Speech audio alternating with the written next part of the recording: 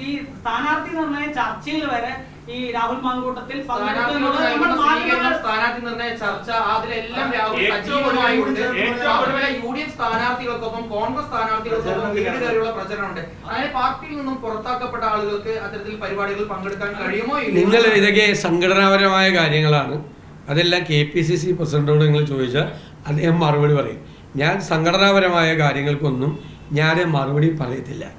അദ്ദേഹത്തിനെതിരായിട്ട് suspend ചെയ്തിട്ടുള്ളതാണ്. അദ്ദേഹത്തെ പാർട്ടിയിൽ നിന്ന് പുറത്താക്കിയില്ല. സസ്പെൻഷൻ നടപടിയാണ് പാർട്ടി സ്വീകരിച്ചിട്ടുള്ളത്. ഇത് സംബന്ധിച്ചുള്ള എന്ത് കാര്യം വേണമെങ്കിലും നിങ്ങൾ KPCC പ്രസിഡന്റിനോട് ചോദിച്ചോ. സംഘടനാപരമായ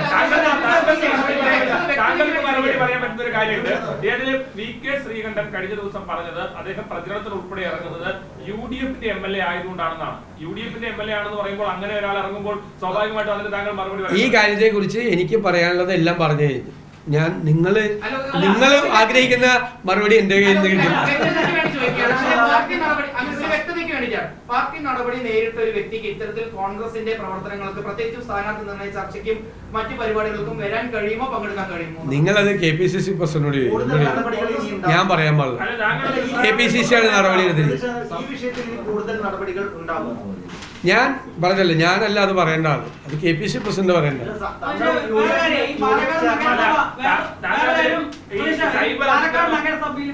ഭരണം പിടിക്കുക എന്നുള്ളതാണ് ലക്ഷ്യം പറഞ്ഞത്. അപ്പൊ ഈ ഇത്തരത്തിലുള്ള ഒരു വ്യക്തിയെ മുൻനിർത്തിയിട്ട് നിങ്ങൾ വോട്ട് തേടുമ്പോൾ അത് മോശം ഇമ്പാക്ട് അല്ലേ ഉണ്ടാക്കുക?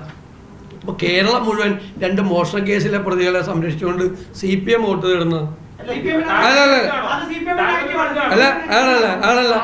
ആണല്ല. അത് ചോദിക്കുക അവരോട്. ഞാൻ ഇതിൻ്റെ അകത്ത് വളരെ ക്ലിയർ ആയിട്ട് പറഞ്ഞില്ലേ, നിങ്ങൾ എന്തിനാണ് ഈ ചോദ്യം ചോദിക്കുന്നത്? ഇപ്പോൾ ഞങ്ങൾ ഈ വിഷയം ഞങ്ങളുടെ മുമ്പിൽ വന്നപ്പോൾ ഞങ്ങൾ നടപടിയെടുത്തു. നിങ്ങൾ നടപടി എടുക്കാത്ത ആളുകളോട് പോയി ചോദിക്കുക എന്തിനാ ഞങ്ങളോട്. എന്താ ഞാൻ ഒറ്റ ചോദ്യത്തിൽ എൻ്റെ മറുപടി ഒറ്റ വാചകമാണ്. ഒരേ കാര്യത്തിൽ ഒരു വ്യക്തിക്കെതിരായി 2 പ്രാവശ്യം നടപടി എടുക്കാൻ പറ്റുമോ? അല്ലല്ല, ലെറ്റ് മീ കംപ്ലീറ്റ്. ബഹളം ഉണ്ടാക്കല്ലേ. അത്ര ആവശ്യം കാണിക്കല്ലേ, ബഹളം ഉണ്ടാക്കല്ലേ. ഞാൻ മറുപടി പറയല്ലേ. ഒറ്റ നിങ്ങളുടെ എല്ലാ ചോദ്യങ്ങൾക്കും എൻ്റെ ഒറ്റ വാചകത്തിലുള്ള മറുപടിയാണ്. നടപടിയെടുത്ത ഒരു പാർട്ടിയുടെ പ്രതിനിധിയായിട്ടാണ് ഞാനിവിടെ ഇരിക്കുന്നത്. ഒരേ കാര്യത്തിൽ ഒരു വ്യക്തിക്കെതിരായിട്ട് 2 പ്രാവശ്യം നടപടി എടുക്കാൻ പറ്റുമോ? അത്രയേ ഉള്ളൂ മറുപടി. നീ ഒന്നുമില്ല, നത്തിങ് മോർ. വേറെ ഏതെങ്കിലും വിഷയം ചോദിക്കും. എങ്ങനെയാണ് പെരുമാറാൻ കഴിയുക? എല്ലാ പ്രിവിലേജോടും കൂടി രാഹുലുമാണ് ഞങ്ങൾ നോക്കുമ്പോൾ എല്ലാ പ്രിവിലേജോടും കൂടി ഇവിടെ നടക്കുകയാണ്. പൊതുപ്രവർത്തകൻ വീണ്ടും ഇത്രയും ഗുരുതരമായ ഒരു കേസിൽ സസ്പെൻഷൻ നേരിടുന്ന ഒരാൾ സാങ്കേതികമായി പുറത്താക്കില്ല എന്ന് പറയുന്നു.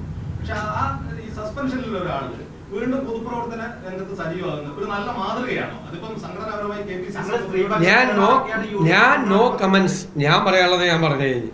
പിന്നെ നിങ്ങൾ ആഗ്രഹിക്കുന്ന മറുപടി നിങ്ങൾ എന്തായാലും ഞാനിത് വളരെ കൃത്യമായിട്ട് പറഞ്ഞാണെങ്കിൽ നിങ്ങൾക്ക് ഓരോരുത്തർക്കും ഇഷ്ടപ്പെട്ട ടൈറ്റിലായിരിക്കുമല്ലോ നിങ്ങൾ കൊടുക്കുന്നത്.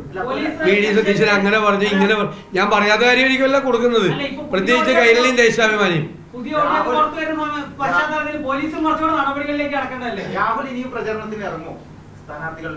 ഞാൻ പറഞ്ഞില്ല, എനിക്ക് പറയാനുള്ളത് ഇക്കാര്യത്തിൽ പറഞ്ഞു കഴിഞ്ഞു.